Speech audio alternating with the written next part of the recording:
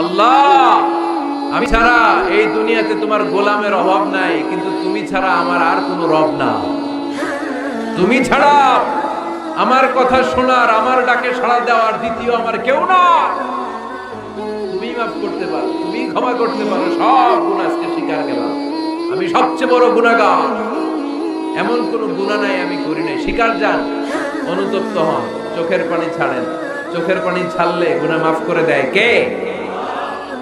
3 number শর্ত, যে পাপ আপনি করেছেন ওই পাপ বন্ধ করে দেন।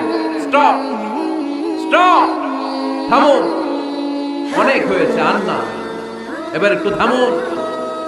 যেই পাপের জন্য ক্ষমা চাইছেন, থামেন, ওই পাপটা বন্ধ করে দেন। You have to stop what you have done, what you have committed from sins. যা আপনি করেছেন এটা থামায় দেন। না থামায় দিলে তওবা কোনোদিন আল্লাহর দরবারে কবুল হয়। 3 নাম্বার, ওই পাপ কাজটাকে মনের ভেতর থেকে ঘৃণা করা শুরু করে দেন। মনে মনে বলতে থাকেন, এই পাপটার মতো পাপ হয় না, এই পাপের ধারে কাছেও আমি যাব না, আমি আমার মন প্রাণ দিয়ে পাপটারে ঘৃণা করি। You have to hate what you have done.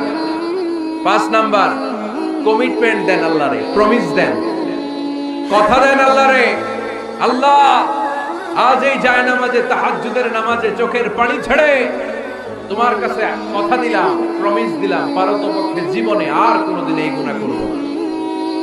এই 5টা শর্ত সাপেক্ষে যদি, এই কন্ডিশন মেনে যদি আমরা আল্লাহর কাছে চাওয়ার মতো চাই, কাদার মতো কাঁদি, ক্ষমা চাওয়ার মতো ক্ষমা চাই, আমার জীবনে সব গুনাহ মাফ করে দিতে পারে কে?